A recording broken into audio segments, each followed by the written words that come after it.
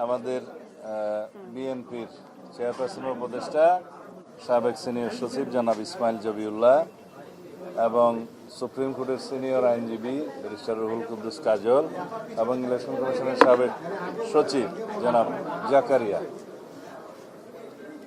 আমরা কিছু গুরুত্বপূর্ণ বিষয়ে এবং কিছু আইনি বিষয়ে, আচরণবিধির কিছু বিষয়ে আমরা কথা বলতে এসেছিলাম।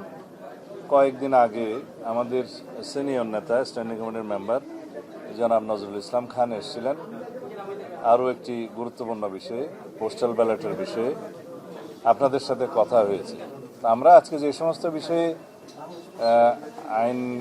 আইনি ব্যাখ্যা কিছু ওনাদেরকে বুঝিয়েছি, কিছু কিছু পয়েন্টে, আরপিওর কিছু পয়েন্টে, আচরণবিধির কিছু পয়েন্টে এবং আর দুই একটা বিষয়ে আমরা উদ্বেগ প্রকাশ করেছি। এগুলো তাদের সাথে আলোচনা হয়েছে। তা আমার মনে হয় এর বেশি কিছু বলার নাই। তারা এগুলো বিবেচনা করবেন, কমিশনে বৈঠক করে সেটুকু আশ্বস্ত করেছেন।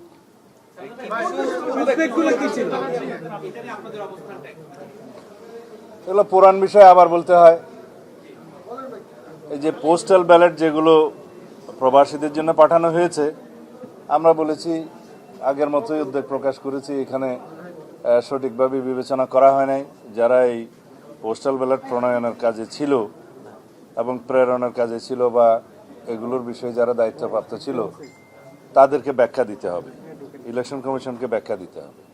এবং এখন যে সমস্ত পোস্টাল ব্যালটগুলো আপনারা দেখছেন বিভিন্নভাবে সোশ্যাল মিডিয়াতে ভিডিও আকারে আসছে, এক একটা বাসায় 200-300 করে ব্যালট পাওয়া যাচ্ছে, কোথাও কোথাও জব্দ করা হচ্ছে, কোথাও কোথাও এখনই ভোটিং শুরু হয়ে গেছে, যেটা 22 তারিখে হওয়ার কথা, এবং কোথাও কোথাও বলছে একজনের নাম্বার দিয়ে আরেকজনের পোস্টাল ব্যালট গ্রহণ করছে।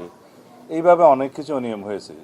যেহেতু বাংলাদেশে প্রবাসীদের ভোটদানের এই নিয়মটা এই প্রথম এক্সারসাইজ হচ্ছে, এখানে কিছু ভুলভ্রান্তি থাকতে পারতো, তবে যে ভুলভ্রান্তিটা হচ্ছে এখানে আমরা ভিক্টিমাইজড, আমরা ক্ষতিগ্রস্ত হচ্ছি এবং একটি নির্দিষ্ট রাজনৈতিক দলের পক্ষে হয়ে কিছু কিছু এখানে কাজ হয়েছে বলে আমাদের ধারণা, এবং সেটা প্রকাশিত হয়েছে। আসলে ধারণাও নয়, সেটা প্রমাণিত হচ্ছে। তা এখন আমরা বলেছি এই বিষয়ে আপনাদেরকে পরিষ্কার ব্যাখ্যা দিতে হবে। এই প্রবাসীদের কাছে যে সমস্ত ব্যালট পাঠানো হয়েছে, কিভাবে পাঠানো হয়েছে, তারা কিভাবে ভোট দিবে, ওখানে কিভাবে স্ক্যান করবে, আর এক জায়গায় যদি 200-300 ব্যালট পাওয়া যায় সেক্ষেত্রে কি ব্যাখ্যা দিবেন, পররাষ্ট্র মন্ত্রণালয় কী ব্যবস্থা নেবে, এই সমস্ত বিষয়ে আমরা আলাপ করেছি। তারা তাদের ব্যাখ্যাটা দিবেন আপনাদের কাছে। আমার মনে হয় আজকেও দিতে পারে, কালকেও দিতে পারে, তাদের সময় মতো দিবেন।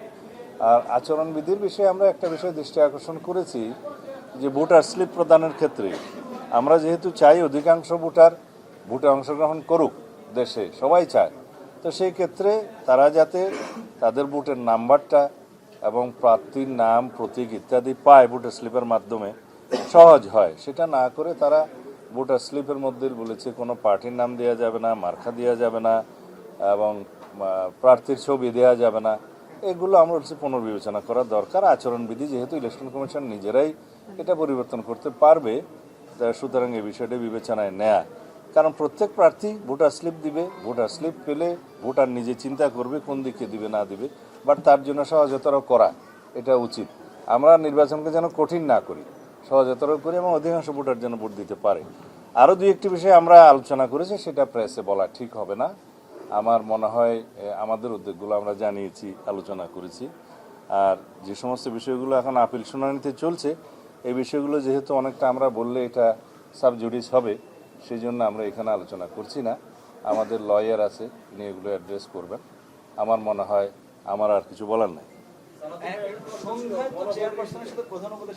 এই বিষয়টা এখানের সাথে রিলেটেড না, অন্য কোনো বিষয় থাকলে বলো।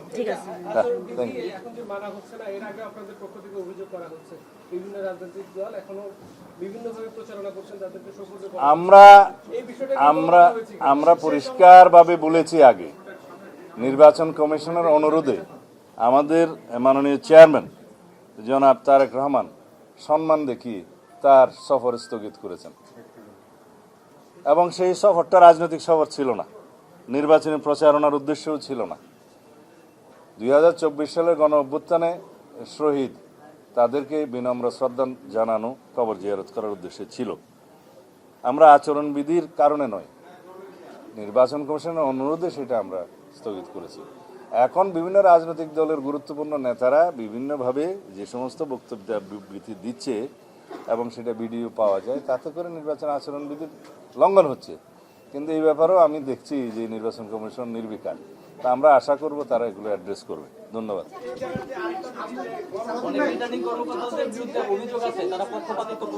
ওনারা ব্যাখ্যা দিবেন, পোস্টাল ব্যালটের ব্যাপারে ওনারা ব্যাখ্যা দিবেন। এবং আমরা একটা গুরুত্বপূর্ণ বিষয় আজকে আপনাদেরকে বলা উচিত, তা হলো পোস্টাল ব্যালট দেশের অভ্যন্তরে সবচেয়ে বেশি ব্যবহৃত হবে।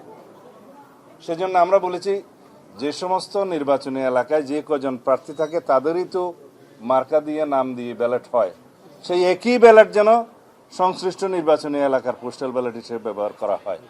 এই ব্যাপারে আমরা সুস্পষ্ট আমাদের প্রস্তাব দিয়েছি, কারণ সমস্ত মার্কাগুলো দিয়ে তো পোস্টাল ব্যালট সব কনস্টিটিউয়েন্সিতে পাঠানোর প্রয়োজন নেই এবং সেটা দেশের মধ্যে সম্ভব নয়।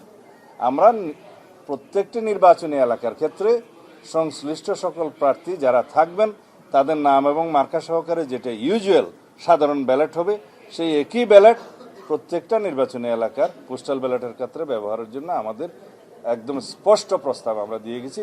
আশা করি সেটা তারা গ্রহণ করবেন, যেহেতু এটা যৌক্তিক। তারা বিবেচনা করবেন। শিয়া বাটার ও ভিটামিন ই সমৃদ্ধ লিলি বিউটি সোপ, তারুণ্যময় উজ্জ্বল ত্বকের জন্য। রিমার্ক